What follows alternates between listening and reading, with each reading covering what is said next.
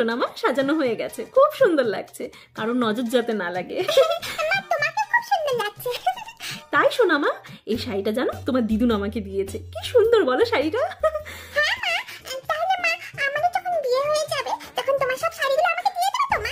শোনো আমার মেয়ের কথা, এই পুচকি বয়সে এখনই বিয়ের চিন্তা? না না সোনা মা, তুমি তো আমার চোখের মণি, তোমাকে আমি এত তাড়াতাড়ি বিয়ে দেবো না। আর রইলো পরের কথা, সে তো আমার সব জিনিস তুমি আর দিদিই নেবে মা। দিদির কথায় মনে পড়লো, মনার কি এখনো সাজা হয়নি? কিরে মনা, তোর সাজা হলো? কোনো সারা শব্দ নেই, সাজছে না, এখন আর কোনো কথা বলবে না তো। শোনা, তুমি যাও তো গিয়ে বাবাকে দেখে এসো, বাবা কোথায়, বাবা রেডি হয়েছে কিনা না, বাবাকে গিয়ে বলো তাড়াতাড়ি রেডি হতে। হ্যাঁ মা, যাও মা। আচ্ছা মা, আমি যাচ্ছি। কি আবার ফোন করলো? রূপার মা এখন আবার কেন ফোন করছে? হ্যাঁ বলো রূপার মা। কি গো সোনার মা, তুমি কখন বের হবে? আমরা এই তো আর কিছুক্ষণের মধ্যেই বেরোবো গো। তোমাদের কত দূর? আমরাও এই তো, রূপা রেডি হচ্ছে, ওর হয়ে গেলেই বেরিয়ে পড়বো। ও আচ্ছা আচ্ছা, আমাদের বাড়িতে ওই একই অবস্থা, মনা রেডি হচ্ছে, ওর হয়ে গেলেই আমরা বেরিয়ে পড়বো। তাও যে শীতটা যেতে যেতে একটা বিয়ে বাড়ি পেলাম বলো। যা বলেছো, আমি তো ভেবেছিলাম এবার শীতকালে বুঝি একটাও বিয়ে বাড়ি খাওয়া হবে না। যাক, শেষমেশ টিনার বিয়েটা যে হচ্ছে, তাই বিয়ে বাড়ি জুটলো কপালে। চলো আজকে বিয়ে বাড়িতে গিয়ে টিনার মা বাবাকে তুমি আর আমি মিলে ষষ্ঠাঙ্গে প্রণাম করবো। যা বলেছো গো সোনার মা। সত্যি এই শীতকালে বিয়ে বাড়ি না খেলে কি আর ভালো লাগে নাকি বলো তো? এই তো সোনা মা, একটু অফিসের কাজ করছি। ওহো, আজকে বিয়ে বাড়ি আছে না? আমি না একদম ভুলে গেছিলাম। আরে সোনা, শোন মা, যাস না, তোর মাকে বলিস না, নয়তো তোর মা এসে আমার মাথা খারাপ করে দেবে। সোনা রে, সোনা, যাস না রে। হ্যাঁ একদম ঠিক কথা বলেছো গো রূপার মা। আচ্ছা রূপার মা, তাহলে রাখছি, একেবারে বিয়ে বাড়িতে গিয়ে দেখা হচ্ছে। হ্যাঁ ঠিক আছে ঠিক আছে, আচ্ছা। আচ্ছা আচ্ছা চলো। কি বললি সোনা? চল তো গিয়ে দেখি। কি গো, এখনো রেডি হওনি? এই তোমাদের বাপ মেয়ের জন্য কি আজকে বিয়ে বাড়িতে যেতে পারবো না নাকি? হ্যাঁ এই তো ডার্লিং, এই কাজটা করে নিয়েই যাচ্ছি। কি আবার কাজ? আর কোনো কাজ করতে হবে না, এবার চলো গিয়ে রেডি হও, তাড়াতাড়ি চলো, এবার রেডি হও। আর কোনো কাজ কেন আমাকে এই টাটাটি করছো? আমি যখন পারো করেই ছাড়বে। আরে ছাড়ো আমাকে। কোনো কথা আমি তোমার শুনবো না, এখন তাড়াতাড়ি রেডি হবে, চলো।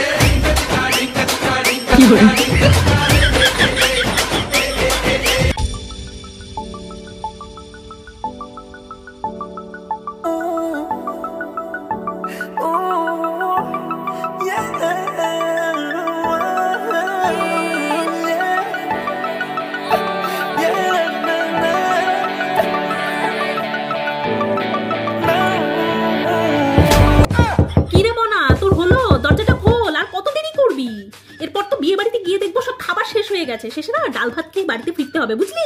কি রে?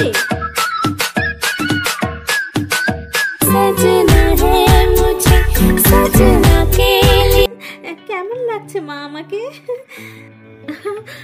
খুব সুন্দর লাগছে, কিন্তু তোর সোয়েটার কোথায়? সোয়েটার পরিসনি কেন? সোয়েটার? মা তুমি কি পাগল হয়ে গেছো নাকি? বিয়ে বাড়িতে কে সোয়েটার পরে যায় মা? আর সোয়েটার পরলে আমার সাজটা খারাপ হয়ে যাবে না? আই মেয়ে, তোর কি মাথা খারাপ হয়ে গেছে নাকি? হ্যাঁ, জানিস বাইরে কত ঠান্ডা, স্টাইল মারার চক্করে না সর্দি কাশি নিয়ে বাড়িতে ফিরতে হবে, বুঝলি? একদম সব ফালতামি করবি না, চুপচাপ করে গিয়ে সোয়েটার পর যা। আর কে বলেছে সোয়েটার পরলে সাজ খারাপ হয়ে যায়? এই দেখ তো, বোন সোয়েটার পরেছে, তারপর আমি সোয়েটার পরেছি, তাহলে আমাদের কি দেখতে খারাপ লাগছে? যা গিয়ে সোয়েটার পর যা। মা তোমাদের সাথে আমার তুলনা? তোর সাথে আমাদের তুলনা মানে? ও আচ্ছা, এখন বুঝলাম। বেশি উড়ো না মেয়ে, তোমার পাখানা আমি কেটে রেখে দেবো, বুঝলে?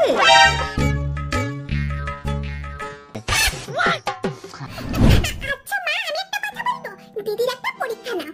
ওই যে এসিটা দেখতে পাচ্ছ, দিদি যদি এসি চালিয়ে পুরো 5 মিনিট ঘরের মধ্যে থাকতে পারে, তাহলে দিদি সোয়েটার ছাড়াই বিয়ে বাড়িতে যেতে পারবে। আর 5 মিনিটের মধ্যে দিদি যদি এসি নাও সহ্য করতে না পারে, তাহলে দিদিকে সোয়েটার পরেই বিয়ে বাড়িতে যেতে হবে। ওকে ওকে ডান। 5 মিনিট তো আমি এক চুটকি মেরেই পার করে দেব। হ্যাঁ শোনা, একদম ঠিক পায়ে বের করেছিস মা তুই। এসিটা চালিয়ে দে, আর একদম 16 ডিগ্রিতে রাখবি, বুঝলি?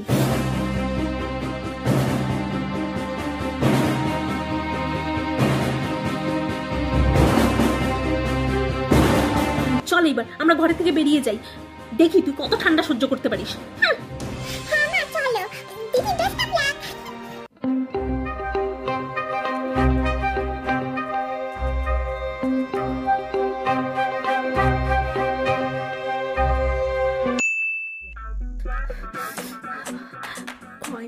চলো দেখি তো। মাত্র 1 মিনিট হয়েছে। উফ, বেশ ভালোই তো ঠান্ডা লাগছে।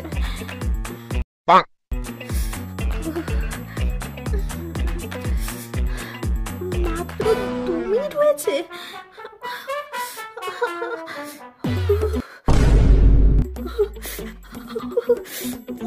কি ঠান্ডা লাগছে, আর তো সহ্যই করতে পারছি না। এখনো মাত্র 3 মিনিট হয়েছে। ঠান্ডা লাগছে।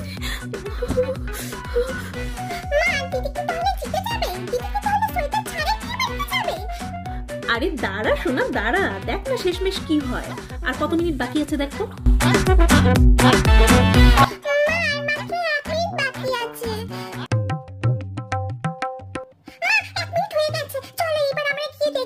হ্যাঁ চল।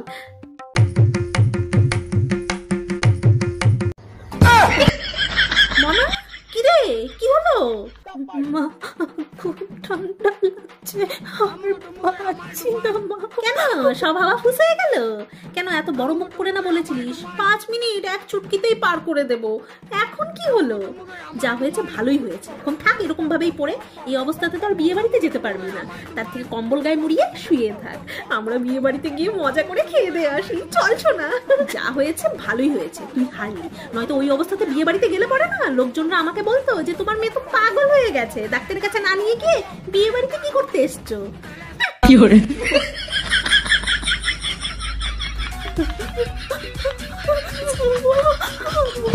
ছেড়ে